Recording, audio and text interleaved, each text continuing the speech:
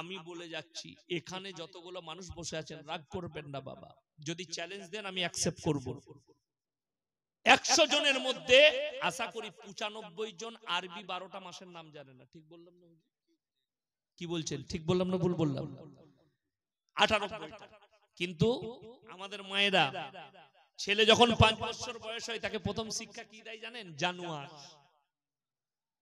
বল জানুয়ারি, জানুয়ারি, উ জানুয়ার, উকু জানুয়ার তৈরি করছে। পহেলা মুহররমটা শিখাতে পারে না। অথচ জানুয়ারিটা বরকতপূর্ণ মাস নয়। হাদিসে এসেছে মুহররমের মাসটা বরকতপূর্ণ মাস। জোরে বলুন সুবহানাল্লাহ। এর বড় ফজিলত আছে হাদিসে, নবীজি বর্ণনা করেছে। অথচ তুমি এই মুহররম মাসের ফজিলত বুঝলে না, বড় কষ্টের বিষয়। আরবি মাসগুলো প্রতি মাসের চাঁদে 3টে করে নফল রোজা আছে, আছে না নাই? নেকি পাওয়া যায় না যায় না? নেকি পাওয়া যায়। আচ্ছা বলুন, জানুয়ারি মাসে রোজা আছে? কথা বলেন। দেখেন হাসছেন, মৌলভী সাহেবরা হাসছেন, আমার ভাইরা হাসছেন। জানুয়ারি মাসে রোজা নেই। মুসলমান ছেলে জানুয়ারি মাস পালন করছে। মেরি ক্রিসমাস বলে, যিশু খ্রিস্টের জন্মদিন নয়।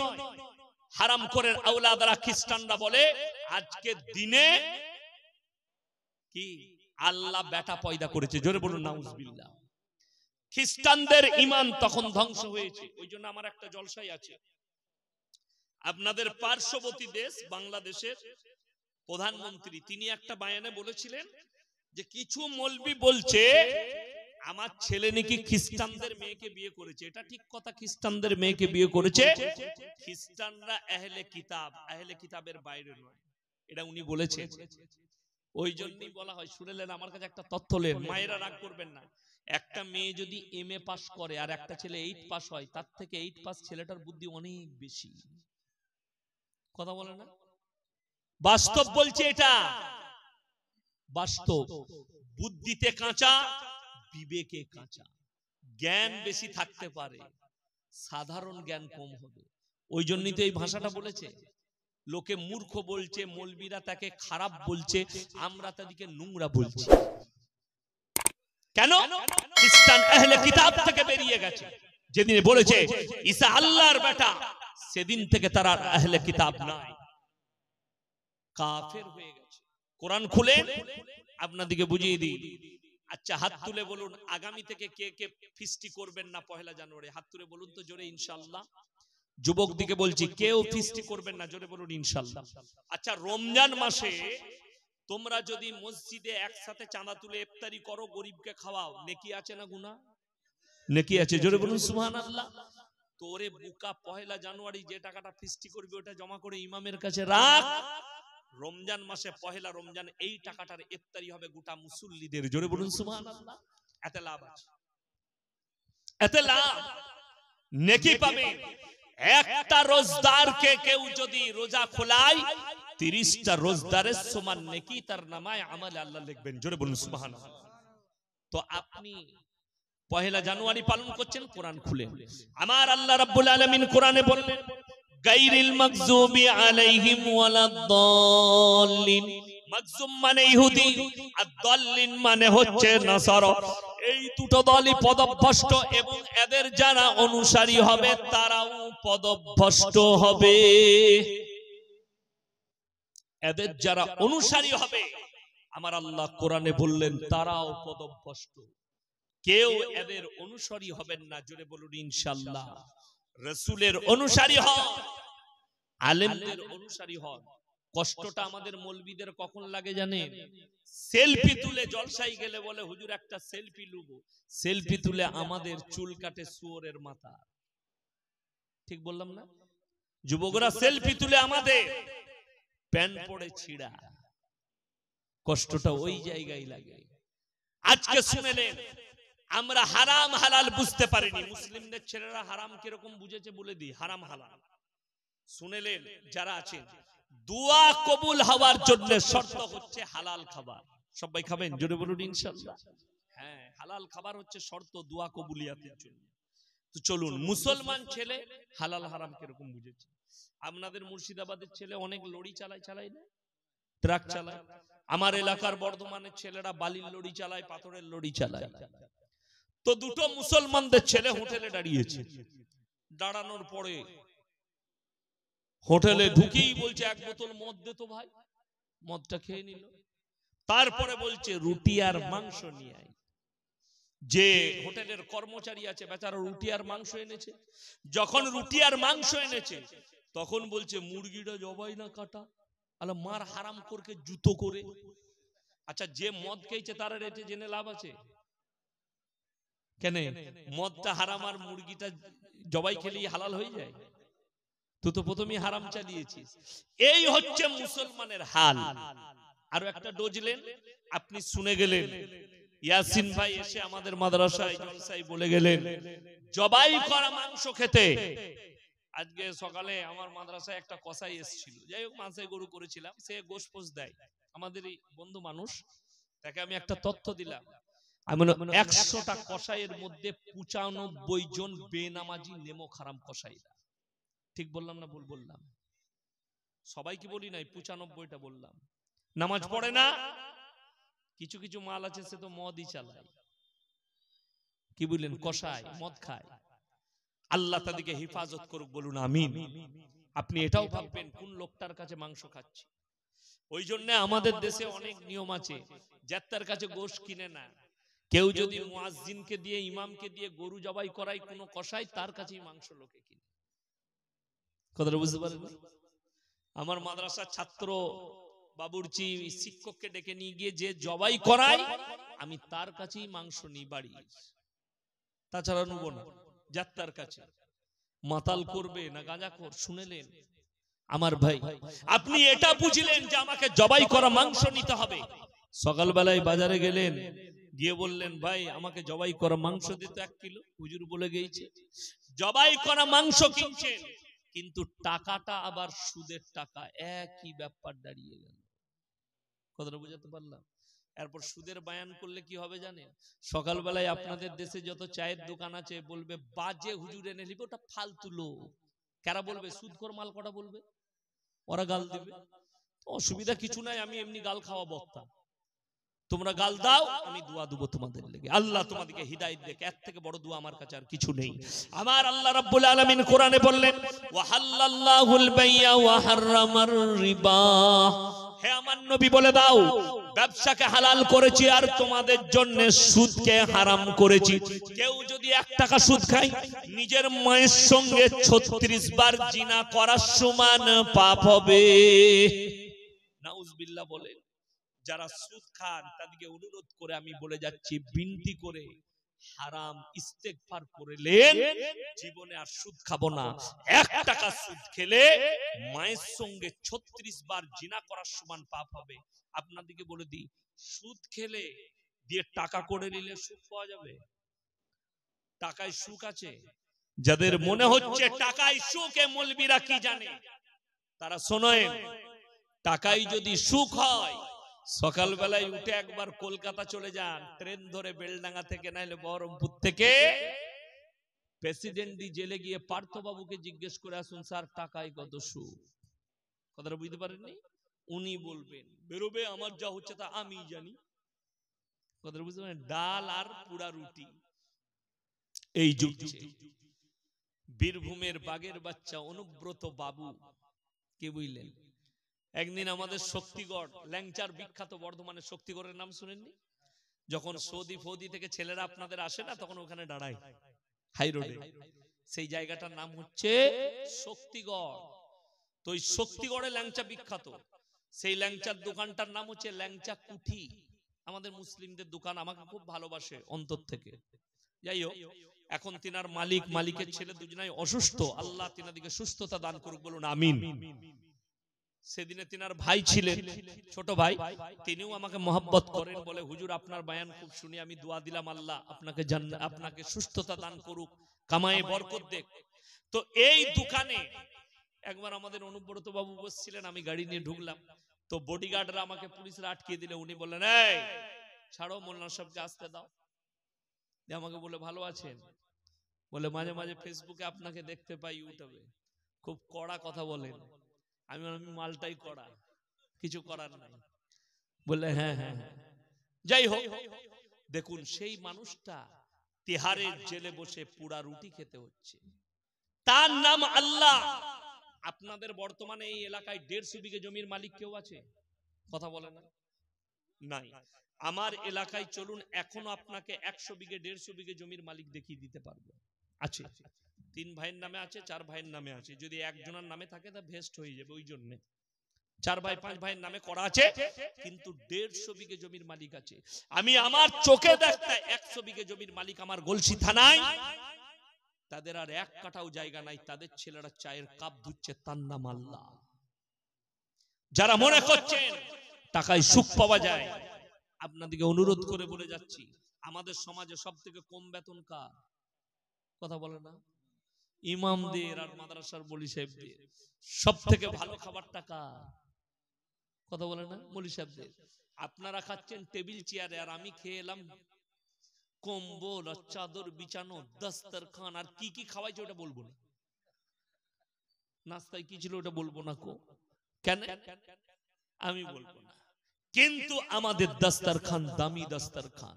হাদিস শুনেলেন, যারা আল্লাহর রাস্তায় দিনের পথে থাকবে, আল্লাহ মৃত্যুকাল পর্যন্ত তাদেরকে ইজ্জতের রুজি দান করবেন। জোরে বলুন সুবহানাল্লাহ। আল্লাহর রাস্তায় দিনের পথে আসুন, আল্লাহ ইজ্জতের রুজি দেবে। টাকাটা বড় জিনিস নয়, বেতন আমাদের কম হতে পারে, কি বুঝলেন? জুতো, জামা, জ্যাকেট, চাদর, চাদরটা আমার লয়, হাদিয়ার বলে দিলে। জুতো আমার লয়, হাদিয়ার। বোম্বে গেছি, জুতোটার কোনটা একটু ছিঁড়া আছে, কিনে নিয়ে এসে সেগুলো সরিয়ে দিলে ডাস্টবিনে, এটা নামিয়ে দিলাম। বলে এটা কার? বলে হুজুর আপনি পড়ুন। কি বুঝলেন? আজকে ঘড়িটা পড়ি নাই, আমার একজন অন্তরের মানুষ একটা গিফট দিয়ে পাঠাইছে, 12,000 টাকার ঘড়ি, রেডো, রেডো কোম্পানি, নাম শুনি নাই কোনোদিন, কিন্তু আল্লাহ বলছে পর, আমি বরকত দিয়েছি। আল্লাহ বরকত দিয়েছে, পড়ো। আল্লাহর কসম করে বলছি, টাকা থাকবে খেতে পাবে না, তার নাম আল্লাহ, তার দলিল আছে কোরআনে।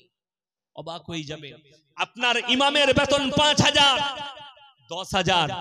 ইমামকে লটারি কাটতে হয় না, আপনি 50,000 রোজগার করেন হারাম করে, আপনাকে লটারি কাটতে হচ্ছে বরকতের জন্য। আপনি আল্লাহর কাছে কাঁদবেন যে আল্লাহ আপনাকে, আপনার উপরে নারাজ আছে, আপনি নিশ্চয়ই কোনো বদদিনীর মধ্যে ডুবে আছেন, যার জন্য হারাম কাজে লিপ্ত আছেন। আপনাকে যদি 20,000 রোজগারে 5টা লটারির টিকিট কাটতে হয়, আপনার ইমামকে 5,000 বেতনে কটা কাটতে হয়? কথাটা বুঝতে পারেননি? আল্লাহর কসম, 5,000 আল্লাহ আমাদের এত বরকত দিয়েছে, তোমার 50,000 বরকত নেই। আর তুমি তো মনে করেছো, চিন্তা কিছু না। আমাদের মানুষের শুনেলেন ভুলটা কোথায়? নামাজ পড়েন না, রোজা রাখেন না, নামাজও নাই, রোজাও নাই, দিনদারিও নাই, বরকত নেবেন কি করে? ইয়াসিনের কাছে। আমার মাদ্রাসায় আমার বেতন কত জানেন? 10,000। এখন আমি খাতা দেখি নাই কত কি বাড়লো মিটিং এ, আমার আব্বাজি হেডমল না, আমিও আছি দায়িত্বে, কিন্তু এখন কত বাড়লো কাল সকালে গিয়ে আমি খাতা দেখবো মাস্টারের কাছে, যে শিক্ষকদের কত কি বেতন বাড়লো। কিন্তু আজ পর্যন্ত আমার বেতন আমি জানি 10,000, প্রতি মাসে যেটা তুলছি 10,000 টাকা। বুঝতে পেরেছেন না পারেননি? 10,000 টাকা বেতন আমার। আমাদের বেতন এত কম, মৌলবীদের 6,000 টাকা বেতন। ভেবে দেখুন একবার। আপনি আসছেন ইয়াসিনের কাছে, আপনি প্রত্যেক দিন 50,000 টাকা রোজগার করেন, হার্ডওয়ার্সের দোকান আছে, 50,000 টাকা রোজগার। আপনার বিরাট বড় বহরমপুরে ব্যবসা আছে, গাড়ির ব্যবসা, আপনি প্রত্যেক দিন 1 লাখ টাকা ইনকাম করেন, কিন্তু আপনি নামাজও পড়েন না, রোজাও রাখেন না, দিনদার নয়। আপনি আমাকে এসে বলছেন হুজুর একটা বরকতের তাবিজ দেন। কথাটা বুঝতে পারেননি? এরপর ওই তাবিজে যদি আপনি প্রত্যেক দিন 1 লাখ টাকা রোজগার করেন আর মাসে 10,000, তো তাবিজটা আমার প্রয়োজন না আপনার? কথাটা বুঝতে পারেননি? আপনি বুঝাতে পারলাম? বুঝাতে পেরেছি। গুদা বাংলায় বয়ান করছি, অথচ তোমার মনে হচ্ছে আমি 1 লাখ টাকায় বরকত পাচ্ছি না। তার কারণ একটাই, যে তোমার মধ্যে নামাজ নাই, দিনদারি নাই, তাকওয়া নাই, পরহেজগারি নেই। অথচ সেই মৌলবি 10,000 টাকা বেতন পায়, রিল্যাক্সে মৌলবির কেটে যাচ্ছে। আমরা অভাবী বুঝতে পারিনি। লকডাউন গেছে না কথা বলে, লকডাউনেও আল্লাহ আমাদেরকে অভাব বুঝতে দেয়নি, দস্তরখানে খানা পৌঁছে দিয়েছে। শুনেলেন নামাজ কেউ ছাড়বেন না, হাত তুলে জোরে বলুন ইনশাআল্লাহ। নামাজি 5 ওয়াক্তের হবেন, দিনের সঙ্গে জুড়ে যান। পৃথিবীর কে কি বলছে এতে ইসলামের কোনো পরোয়া নাই। কথাটা বুঝতে পেরেছেন না পারেননি? আমরা নিজের গতিতে চলবো, জোরে বলুন ইনশাআল্লাহ। নামাজ, রোজা, মাদ্রাসা, মসজিদ, দিনদারি, তাকওয়া, পরহেজগারি, আমরা নিজের গতিতে চলবো। কে কি করছে আমার আল্লাহ ঠিক বিচার করে দেবে। অনেক ছেলে ফেসবুকে বলছে বাবরি মসজিদ চলে গেল, আমি বলছি এর মধ্যেই মঙ্গল আছে। আমার আল্লাহ এটাই চেয়েছেন যে ওখানে রাম মন্দির হোক, কিন্তু আমি আল্লাহর কসম করে বলে যাচ্ছি, আমার আল্লাহ যেদিনে চাইবেন বাবার হাম তেরে মসজিদ মে ফির সে আজাদ দেंगे ইনশাআল্লাহ। আল্লাহ যেদিনে চাইবেন সেদিন আবার আজান হতে পারে, সেখানে আবার মসজিদ হতে পারে, আল্লাহ চাইলে। যদি আল্লাহর ইচ্ছা না থাকে তা প্রয়োজন নাই। আমাদের যুবকরা দুর্বলতা কোথায় জানেন? আপনি কাঁদছেন বাবরি মসজিদের জন্য, আর আপনার মসজিদ কাঁদছে আপনার জন্য, আপনি নামাজ পড়তে যান না। কত বড় দুঃখের বিষয়, কত বড় কষ্টের বিষয়। তুমি ফেসবুক আর ইউটিউবে বলছো, পোস্ট করছো আমাদের বাবরি মসজিদ চলে গেল, ওরে নেমো হারাম। তুই বাবরির জন্য চোখের পানি ফেলাচ্ছিস, আর তোর জন্য তোর মসজিদ চোখের পানি ফেলাচ্ছে। তুই নামাজ পড়িস না, তুমি গিয়ে মসজিদে নামাজ পড়ো, কাঁদো। চোখের পানিটা তোর মসজিদে গিয়ে ফেলালে আল্লাহ শুনে নিলে কাজ হবে। কিন্তু তুমি নামাজ পড়ো না, তুমি রোজা রাখো না, তুমি দিনদার নয়, অথচ নিজেকে বলছো আমার মতো পরেজগার মুত্তাকি কেউ নেই।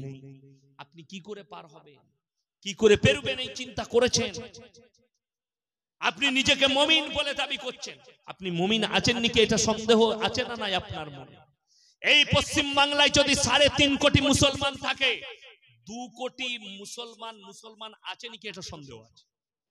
আমি বলছি কেন, আপনারা বলুন। সুদ খাওয়া কি হারাম?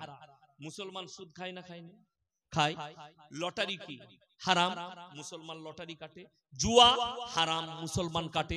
মদ হারাম, জানে মুসলমান খায়। গাঁজা হারাম, মুসলমান জানে তারপরও খায়। ব্যভিচার হারাম, মুসলমান জানে তারপরও জিনা করে।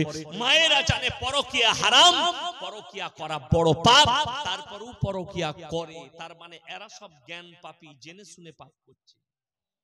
কথাটা বুঝতে পারেননি? হ্যাঁ, আপনি জ্ঞান পাপী। এরপর চলুন আপনাদিকে বুঝাই আমার ভাই, আপনি লটারি কাটছেন, গাঁজা খাচ্ছেন, মদ খাচ্ছেন, ব্যভিচারে লিপ্ত আছেন, আপনি নিজেকে মুমিন বলে দাবি করছেন। আপনাদিকে বলে দিই আমাদের দেশের মুমিন কেমন। আজকে আপনার মসজিদে যদি জিজ্ঞেস করা হয় মদ খেয়ে কেউ কি প্রবেশ করতে দিবে ভাই, আপনি বলবেন না, মদ খেয়ে প্রবেশ করা যাবে না। যাবে? যাবে না। গাঁজা খেয়ে যাবে না, গাঁজা খেয়ে মদ খেয়ে মসজিদে প্রবেশ করতে দিবেন না।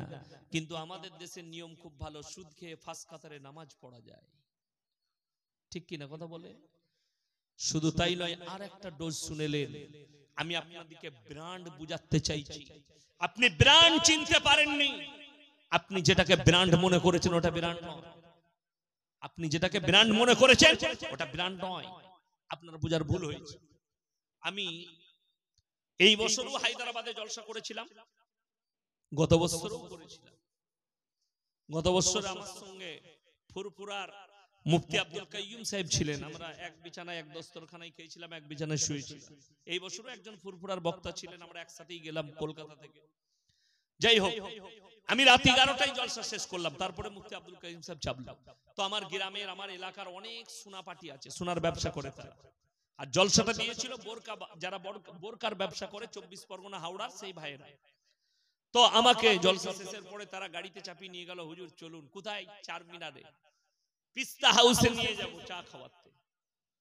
আমি পিস্তা হাউসে গেলাম, একটা চা খাওয়ালাম, আমি বললাম একটাই হবে না, আরো একটা লাও। বাস্তব কথা বলছি, ভারতের কোন মার্কেটে আমি ওই চা খাই নাই যেটা পিস্তা হাউসের চা। যেখানে হালিম বিখ্যাত, পিস্তা হাউস তারই চাটা বিখ্যাত। তারপরে আবার মার্কেটে নিয়ে এলাম চারমিনারের কাছে, ওখানে ফালুদা এটা ওটা খেলাম। তো দেখছি একটা মুসলমানদের ছেলে ঘড়ি বিক্রি করছে ঠেলার উপরে ঢেলে। একটা কালো ব্ল্যাক কালারের ঘড়ি আমার পছন্দ হলো, আমি বললাম ভাই কিতনা রুপিয়া কিমত है?